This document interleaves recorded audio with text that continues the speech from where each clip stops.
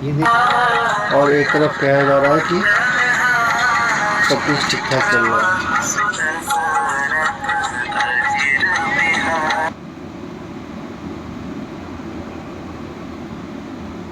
देखा आपने कितनी बड़ी लाइन लगी हुई थी, और कह रहे हैं कि रसोई गैस में किसी भी प्रकार का कोई भी खतरा नहीं है या डर नहीं है। आज मोदी साहब ने ऐलान किया है, कुछ लोग रसोई गैस पर बना रहे हैं डर का माहौल।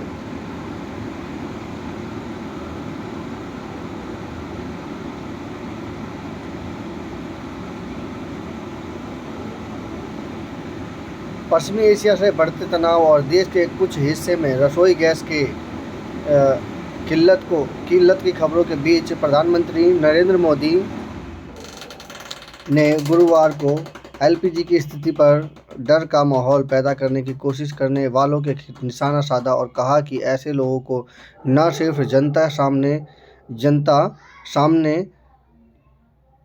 कलई खुल रही है, बल्कि वे देश को नुकसान भी पहुंचा रहे हैं। यहाँ पेट्रोल व प्राकृतिक गैस मंत्री हरदीप सिंह पुरी ने कहा है कि देश में पेट्रोलियम उत्पादों की कोई कमी नहीं है और आपूर्ति व्यवस्था सामान्य रूप से काम कर रही है। उन्होंने कहा कि लोगों को अफवाहों से नहीं अफवाहें नहीं फैलानी चाहिए और फेक नैरेटिव बनाने से बचना चाहिए। मोदी ने एनएक्सटी समिट के संबोधित करते हुए कहा कि पश्चिम एशिया में मौजूद संकट से कोई भी देश अछूता नहीं है और सरकार देश की ऊर्जा सुरक्षा को सुरक्षित रखने के लिए हर मुमकिन कोशिश कर रही है। उन्होंने यह भी कहा है कि कुछ लोग मौजूदा स्थिति का फ़ायदा उठाकर कुछ उत्पादों की कालाबाजारी करने की कोशिश कर रहे हैं। पीएम ने चेतावनी दी कि ऐसे बेईमान लोगों के विरुद्ध कार्रवाई की जाएगी। पश्चिम एशिया में संकट से पैदा हुए मौजूदा संकट से निपटने के लिए हर किसी की अहम भूमिका है, चाहे वह राजनीतिक दल हो, मीडिया हो, युवा हो, शहर हो, गांव हो। मोदी जी ने कहा है कि कई वैश्विक संकटों के बावजूद दुनिया के नेता और विशेषज्ञ भारत की ओर बड़ी उम्मीद से देखते हैं, जिससे भारत की जिम्मेदारियां भी बढ़ जाती हैं। आज पूरी दुनिया जानती है कि अगर आप भविष्य का हिस्सा बनना चाहते हैं तो आपको भारत से जुड़ना होगा और यहाँ रहना होगा। उन्होंने आगे कहा, एक ही लक्ष्य है, एक ही मंजिल, जो विकसित भारत है। भारत सिर्फ प्रगति ही नहीं कर रहा बल्कि अगले स्तर पर जा रहा है। दुनिया एक मुश्किल दौर से गुजर रही है, लेकिन भारत तेज और स्थिर गति से आगे बढ़ रहा है। कई वैश्विक नेता कह रहे हैं कि भारत दुनिया का केंद्र बिंदु बन रहा है।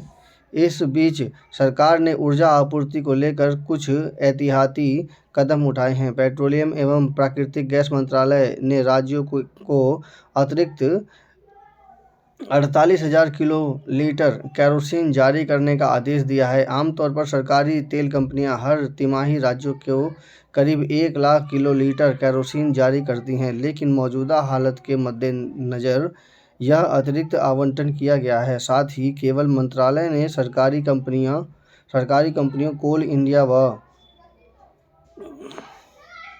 सिंगारेनी कोयलीरीज कंपनी को निर्देश दिया है कि वे राज्यों को ज़रूरत के अनुसार अतिरिक्त कोयला उपलब्ध कराएं, ताकि होटल, रेस्तरां आदि जैसे गैर घरेलू उपभोक्ताओं को कोयला बतौर ईंधन दिया जा सके। पेट्रोलियम एवं प्राकृतिक गैस मंत्री हरदीप सिंह पुरी ने गुरुवार को संसद में पश्चिमी एशिया संकट की वजह से वैश्विक ऊर्जा आपूर्ति बाधित होने की स्थिति में सरकार की तरफ से उठाए कदमों की जानकारी दी। उन्होंने आश्वस्त किया कि पेट्रोल और डीजल, केरोसिन, एटीएफ और फ्यूल ऑयल की कोई कमी नहीं है। देश भर के रिटेल आउटलेट्स पर पर्याप्त भंडार उपलब्ध है और इस उत्पादों की आपूर्ति श्रृंखला सामान्य रूप से चल रही है। राज्यों को पीडीएस के तहत अतिरिक्त केरोसिन भी जारी किया गया है। पेट्रोलियम व प्राकृतिक गैस मंत्री पुरी भी बोले, गैस, पेट्रोल, डीजल की कोई कमी नहीं है। केरोसिन और कोयले की आपूर्ति बढ़ाकर होगी। रसोई गैस की कमी की भरपाई है। ऐतिहासिक कदम के रूप में राज्यों को मिलेगा 48,000 किलोलीटर अतिरिक्त केरोसिन।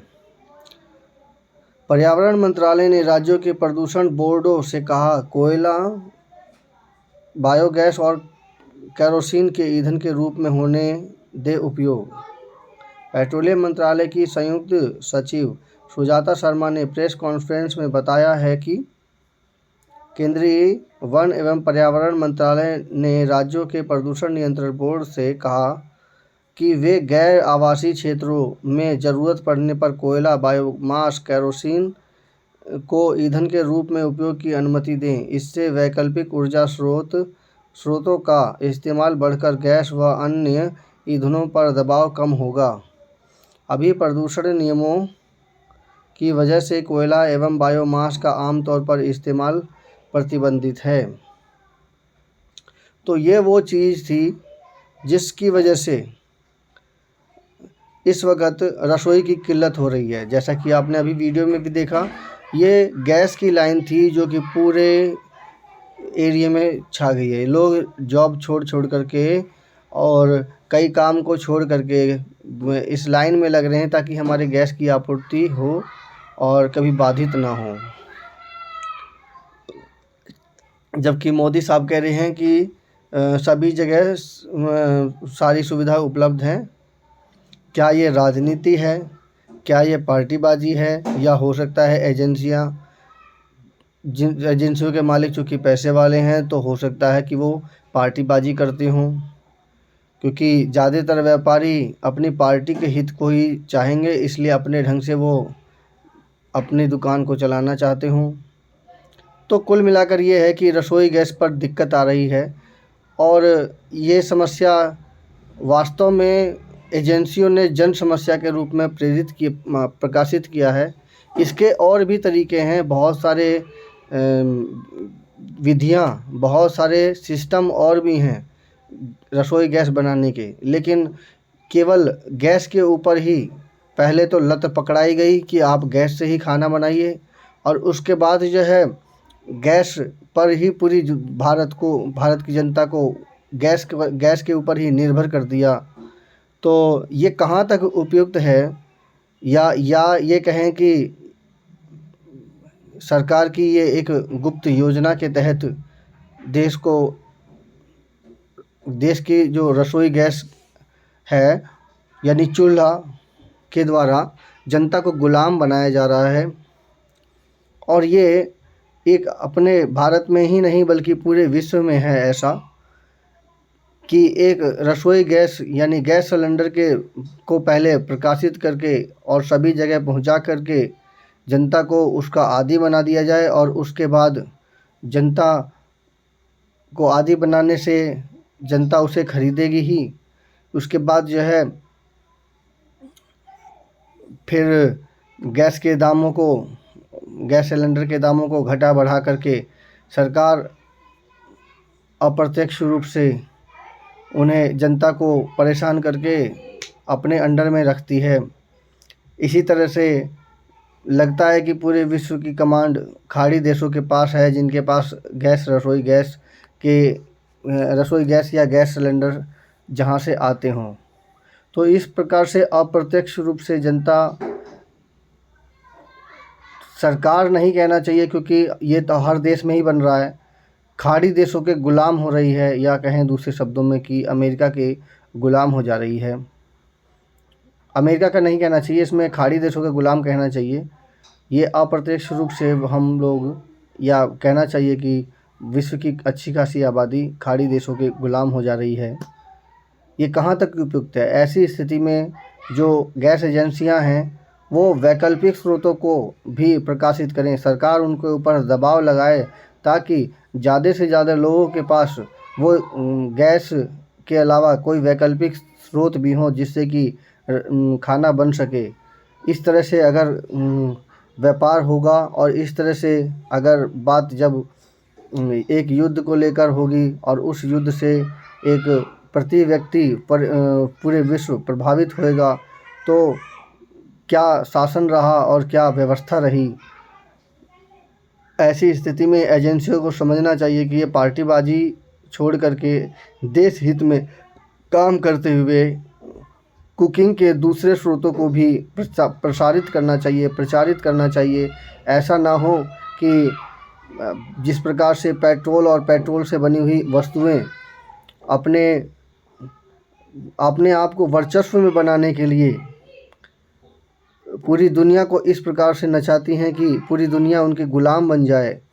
चाहे वो गैस सिलेंडर हो, चाहे वो पेट्रोल, डीजल या ऑयल के रेट हों, वो अप्रत्यक्ष रूप से पूरी दुनिया को अपने ढंग से नचाती हैं। इस प्रकार से जनता को उनके प्रभाव में नहीं आना चाहिए और ऐसा करने के लिए सरकार और ख़ास करके जो पार्टियां हैं वो ख़ास कदम उठाने चाहिए, ताकि जनता किल्लतों से, बार बार आने वाली परेशानियों से परेशान ना हो और इस प्रकार की कोई भी समस्या ना बने। मेरी समीक्षा कैसी लगी कृपया कमेंट कीजिए, मेरे चैनल को सब्सक्राइब कीजिए। धन्यवाद।